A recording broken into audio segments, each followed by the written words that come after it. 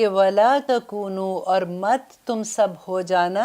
کالذین ان لوگوں کی طرح جو تفرقوا فرقوں میں بٹ گئے اور انہوں نے اختلاف کیا من بعد ما جاءہم البینات کہ اس کے بعد کہ ان کے پاس واضح نشانیاں آ چکی تھی وَأُولَئِكَ اور یہی لوگ ہیں لہم ان کے لیے عذاب ہے عظیم بہت بڑا عذاب ہے یہ فرقوں میں بٹ جانے والوں کے لیے بہت بڑا عذاب ہے اب میں آلویز یہ کہتی ہوں کہ امام مالک امام شافعی امام ابو حنیفہ یہ سارے امام جو تھے انہوں نے اتنی خدمت کی اسلام کی زندگیاں لگا چھوڑی ان میں آپس میں اختلاف تھے ایسا نہیں تھا کہ اختلاف نہیں لیکن ان کے فقہی اختلاف تھے وہ اسی چیز کو لے کے ایک کہتے تھے کہ اگر یہ ایسے ہے تو دوسرا کہتا تھا ایسے نہیں ہے لیکن انہوں نے کبھی ایک دوسرے کے لیے غلط باتیں نہیں کی تھی کبھی ایک دوسرے کے لیے الزام تراشی نہیں کی تھی اب دیکھیے کسی بھی امام کی کتاب آپ دیکھیے وہ یہ کہتے تھے کہ میرے علم کے مطابق مجھے جہاں تک پتہ چلا اس کے مطابق میں نے یہ لکھ دیا ہے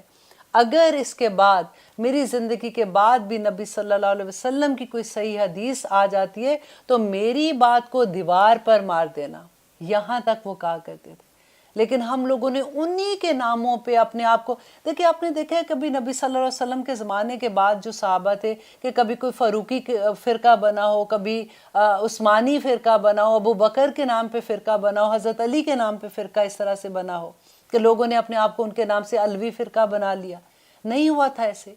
لیکن یہ اب دیکھیے کہ کس طرح سے چھوٹی چھوٹی باتوں پہ وہ بھی بات چھوڑ کے پھر اس کے بعد دوسری چھوٹی چھوٹی باتوں پہ یہ تو آمین اونچی کہتے ہیں ان کو مسجد سے باہر نکالو یہ تو رفع یا دائن کرتے ہیں یا یہ کرتے ہیں یا نہیں کرتے یا انگلی کھڑی کرتے ہیں نماز پڑھتے وقت یا نہیں کرتے اس طرح کی باتوں پہ فرقے بنا کے مسلمانوں کی وحدانیت کو توڑ کے پارا پارا کر دیا ایک نبی ایک کتاب اور وہی احکامات سارے کے سارے انہی باتوں کو لے کے یہ اپنے فرقے علیحدہ سے بنا کے وہ لوگوں کی ٹولیاں دیکھیں مسلمان اگر ہر ایک نے اپنا ایسے ایسے گروپ بنانا ہے تو مسلمان کتنے کو رہ جائیں گے